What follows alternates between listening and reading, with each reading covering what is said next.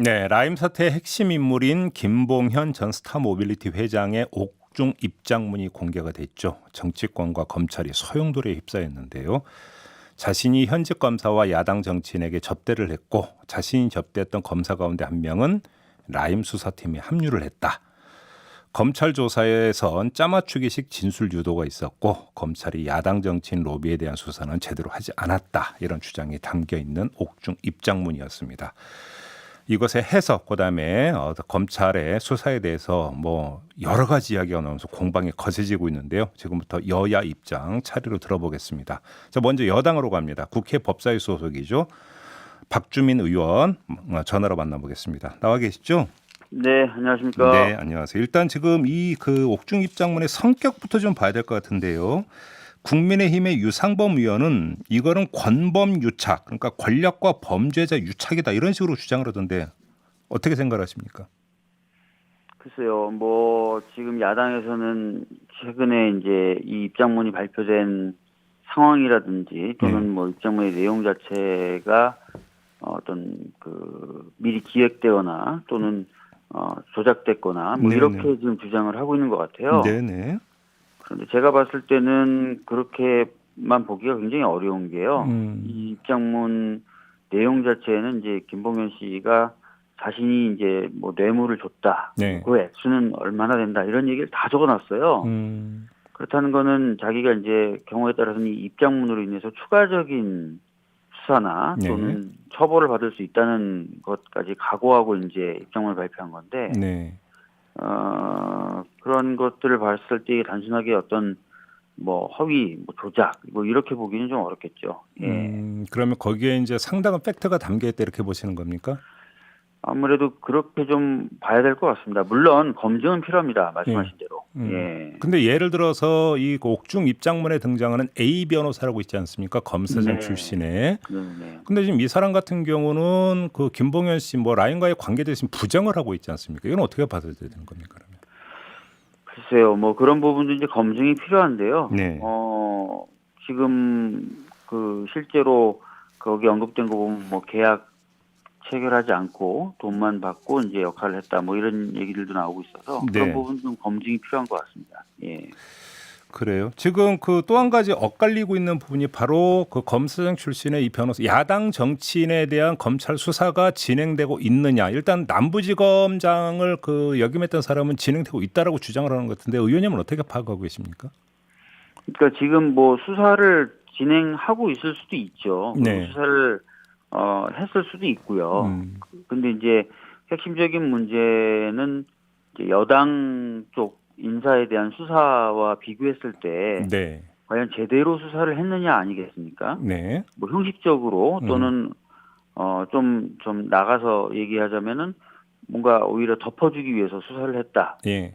뭐 이랬다면은 뭐 수사를 한다고 해도 그거를 이제 수사를 진짜 했다라고 하기가 어려운 거니까요. 그러니까 수사 속도를 놓고 본다면 지금 현저한 속도 차가 나타나고 있다 이런 말씀이시네요. 뭐 그것뿐만 아니라 이제 제대로 이제 이 사건 수사 과정에서 야당 정치인에 대한 어떤 수사가 제대로 보고되고 뭐 처리되고 있었는지 이런 부분도 다 봐야 된다는 얘기입니다. 예. 그래요.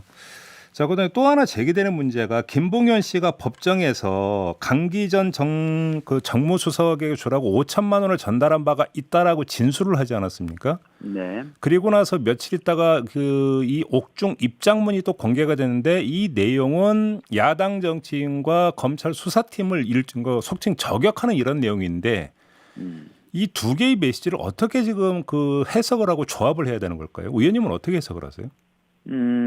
사실 지금 김봉현 씨가 이제 진술이 바뀌다 보니까 어느 진술이 맞느냐라는 이제 의문을 제기하는 거죠. 네. 근데 이제 김봉현 씨 같은 경우에 그 입장문에서 밝힌 이유는 뭐 여러 가지 이제 조사받는 과정에서 자기가 이제 검찰 개혁의 필요성을 대단히 뭐 크게 느꼈다 이런 표현이 담겨 있어요. 네. 그리고 이제 실제로 조사받는 과정에서는 자기가 원하는 대로 또는 자기가 생각하는 대로 진술한 게 아니라 검찰이 원하는 대로 계속 진술을 해왔다라는 표현이 담겨 있습니다. 예. 그렇다는 것은 이제 사전에 이루어졌던 진술은 약간 뭐 허위일 가능성이 있다는 거고요. 잠깐만 의원님 여기서 제가 이 네. 질문을 드린 취지가 있는데 네. 옥중 입장문을 보면은 윤석열 총장에 힘을 실어줘야 되고 그렇게 되려면 수사급 정도는 엮어야 된다라면서 강기정 전 수석을 그러니까 콕 찍었다는 거 아니겠습니까? 네. 그런데 자, 그러니까 옥중 입장문의 맥락을 놓고 본다면 강기정 전 수석을 어떻게든 엮어야 된다라는 기획성이 있었다라고 김봉현 씨 스스로가 인정을 하고 있는 내용인데 옥중 입장문을 보면 네. 근데 그런 사람이 법정에 나가서 강기정 전 수석에게 주라고 5천만 원을 건넸다라는 진술이 나왔단 말이에요. 그럼 이게 네. 뭔가 모순되는 거 아니냐? 제 질문의 취지는 이런 겁니다. 그러니까 그 입장문의 다른 부분을 보면은 네. 예를 들어서 우선 수사 과정에서 자기가 아까도 말씀드렸던 대로 원하는 대로 진술한 게 아니라 그 검사가 원하는 대로 진술해줬다. 대부분의 조서는 법정에서 예. 그러니까 수사 과정에서 먼저 수사 말씀드리면, 과정에서 예. 네, 수사 과정에서 이제 쭉 그런 것들이 이루어져 왔다는 거죠. 그러니까 검사가 거의 대부분의 조서를 쓰고 그다음에 그 부분에 대해서 자기는 이제 그 인정하는 형태로만 거의 다 수사가 이루어졌고 예. 두 번째는 만약에 이제 이런 식으로 제대로 진행이 되지 않으면 예를 들어서 이제 구형량을 확 늘리겠다고 얘기한다든지 또는 본인의 친구에 대해서 굉장히 불리하게 처리하겠다든지 이런 얘기들을 계속 해왔다는 거죠. 네.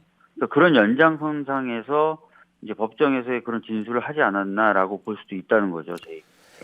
알겠습니다. 지금 또 하나의 논점이 그 윤석열 검찰총장이 이 과정에서 어떤 태도였는가가 지금 이제 논란이 되고 있는 거 아니겠습니까? 맞습니다. 지금 법무부와 검찰 아주 거세게 지금 뭐 이 맞주장을 하고 있는 상황인데요. 네.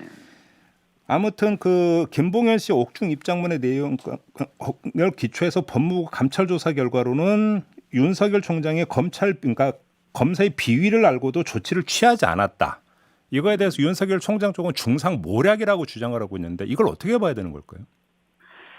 우선은 그 법무부가 밝힌 입장을 보니까 이제 그 약간 이제 윤석열 총장이 검사의 비위와 야권 인사에 대한 보고를 받고도 수사 지시를 제대로 하지 않은 의혹이 있다라고 좀 돼 있습니다. 그러니까 뭐 아마 100% 아마 그렇게 이제 규명됐다거나 이런 건 아닌 것 같고 그런 어떤 의심이 간다라는 거죠. 그래서 뭐 감찰을 계속 하겠다. 그리고 수사의 경우에도 별도의 수사팀을 좀 꾸리는 게 맞는 것 같다라고 지금 나온 겁니다. 그래서 조금 더 이제 아마 지켜봐야 될 부분은 있는 것 같습니다. 있는 것 같고.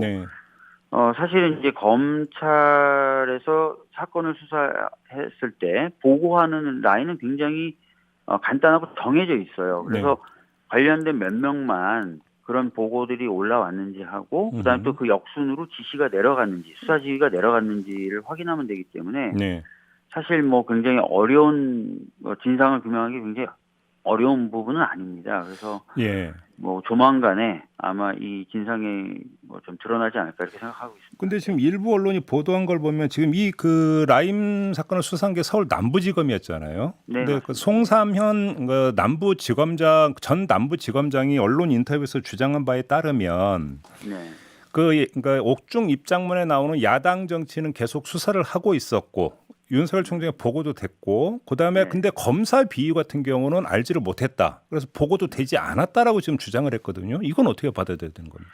그러니까 이거를 한번 보셔야 될 것 같아요. 그 지휘 체계가요. 이렇게 됩니다. 남부지검에서 지휘를 먼저 보고를 하게 되는데 보고를 할 때 대검의 이제 반부패부 아니겠습니까? 반부패부 수사지휘과장에게 먼저 보고를 하고 수사지휘과장은 반부패 부장한테 보고하고 그다음에 반부패 부장이 총장한테 보고를 하게 됩니다. 그다음에 지휘가 있을 경우에는 그 역순으로 이루어지게 돼요. 이런 적절한 보고가 지금 이루어졌는지 체크를 해봐야 됩니다.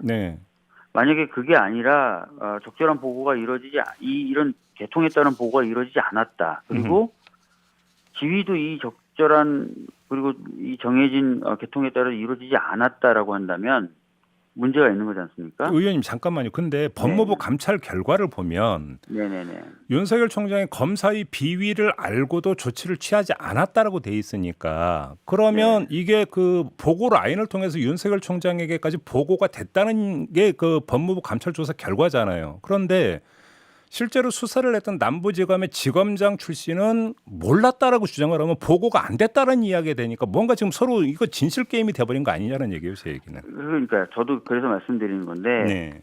그 이제 두 가지 측면을 봐야 된다는 겁니다. 제가 지금 말씀드리는 거는. 네. 자, 윤석열 총장이 보고를 받고 알았다라는 부분도 규명을 해야 돼요. 알았는지 몰랐는지. 그죠? 네. 네. 알았다면 어떤 경로를 통해서 보고가 됐는지도 알아야 되는 겁니다. 그리고 지휘를 했다면 어떤 경로를 통해서 지휘를 했는지도 알아야 되는 겁니다. 예, 예. 만약에 이제 알긴 알되 정식의 개통을 통해서 보고받거나 보고받은 게 아니라거나 또는 지휘를 했지만 정식의 개통과 방식에 따라서 지휘한 게 아니라면 네. 어떤 식의 보고를 받았고 실제 지휘는 어떤 식으로 이루어졌는지에 대해서 또 한번 의심해 볼 필요도 있다는 거예요. 보고를 받았고 지휘를 네. 했다 하더라도. 예. 그러니까 단순히 이제 보고를 받아서 알았다, 지휘를 했다. 이것만 클리어 된다고 해서 문제가 해결되는 건 아니라는 말씀을 제가 드리고 싶어서 이 말씀 드리고. 알겠습니다. 지금 일단 이거는 지금 그 조사라고 표현할지 수사라고 표현할지 모르. 일단 지금 그 밝혀야 되는 진실 대상이 되는 거잖아요. 자, 그러면 네. 그거의 방식은 어떻게 돼야 된다고 생각하십니까? 지금 그 아시다시피 그 감찰을 하고 있고요. 네. 그래서 좀 1차적으로는 감찰이 진상의 어떤 밝히는 수단이 돼야 된다고 생각을 하고요. 네. 야당에서 지금 특검을 자꾸 얘기하는데요. 네. 특검은 아시다시피 그 특검에 관련된 법을 새로 발의를 하고요. 통과시킨 다음에 그 통과된 법에 따라 특검을 선정하는 절차를 거쳐야 됩니다. 네. 시간이 굉장히 많이 걸리겠죠. 그런데 예를 들어서 김봉현 씨는 지금 구속되어 있는 상태이기 때문에 구속 기간이라는 게 있지 않습니까? 그렇죠. 예. 등등등 여러 가지를 감안했을 땐 사실 특검이라는 수단이 그렇게 적절하진 않다 이렇게 보여지고요. 그러면 특임 검사나 특별 수사본부를 어떻게 보십니까? 뭐 그런 부분도 이제 고려해 볼 수 있겠죠. 그런데 지금 문제는 검사들이 문제가 되고 있고 네. 그다음에 특히 이제 검찰총장이 의심을 받고 있기 때문에 네. 특임 검사 선정이나 이런 부분에 있어서 뭐 보통 법무부 장관의 뭐 권한이라고 하긴 하지만 대검의 그 총장과 협의를 하거나 하지 않습니까? 예. 그거보다는 좀 더 법무부 쪽에서 주도권을 쥐고 선정을 하거나 구성을 할 필요는 있다고 생각합니다. 법무부가 주도권을 줘야 된다. 구성을 네. 하더라도. 네. 알겠습니다. 자, 말씀 여기까지 드릴게요. 고맙습니다, 의원님. 네, 감사합니다. 네, 지금까지 더불어민주당의 박주민 의원이었고요. 자, 이번에는 야당으로 가겠습니다.